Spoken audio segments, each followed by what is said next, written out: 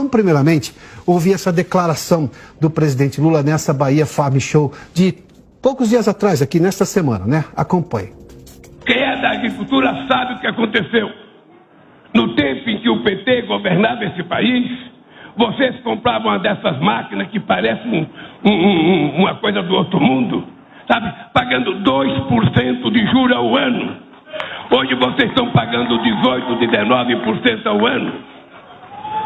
Está praticamente impossível as pessoas comprarem.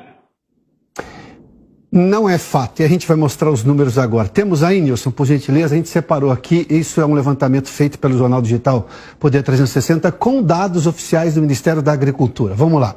A taxa mínima no governo Lula, em 7 dos 8 anos em que ele permaneceu no poder, foram 2 mandatos seguidos, a taxa mínima no governo ficou acima dos 5%. A única exceção foi no ano de 2009, quando chegou a 3%. Mas normalmente, ou seja, nos outros 7 anos ficou acima de 5%. Lá em 2003, 2004, 2005, 2006, 2007, 2008, 2009 caiu para 3%, 2010 subiu de novo muito acima de 5%. Chegou a 7,5%, para se ter uma ideia, durante o governo Lula. Depois com Dilma Rousseff também teve umas altas e baixas, mas muito acima do que se o presidente está dizendo que era de 2%. Também muito mais alto do que a média também de outros governos. A taxa mínima, na verdade, de juros foi conquistada com o governo Bolsonaro nos anos de 2020 e 2021, que chegou a 2,8% ao ano.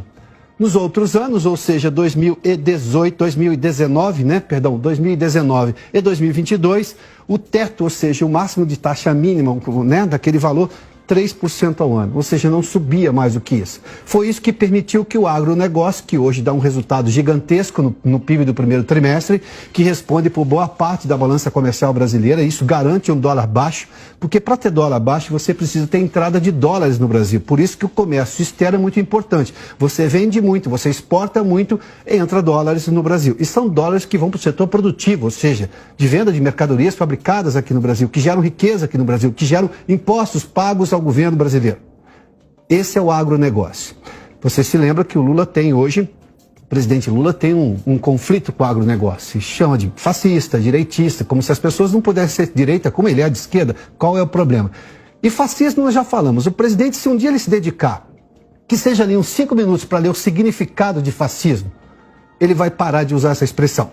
Se, obviamente, entender exatamente o que a história diz sobre o que é fascismo. Mas vamos lá.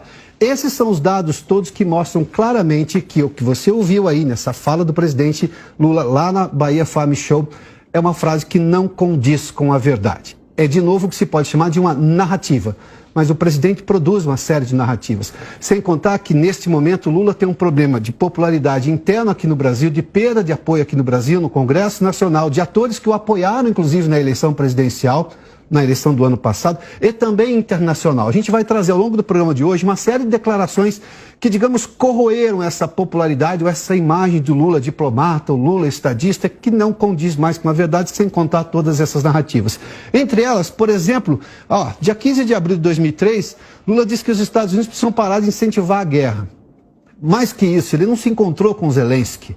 Ele fez que não estava com o Zelensky. Você se lembra agora em Hiroshima, no encontro do G7, o presidente pegou, a gente viu o Trudeau, que é o primeiro-ministro canadense, estava sentado do lado do Lula, deu a volta na mesa para falar com o Zelensky. Todos fizeram isso. Zelensky foi um convidado, claro, um convidado de honra do G7, que por ser um país, ele ser o chefe de Estado de um país que está em guerra, não teve a agenda divulgada com antecedência.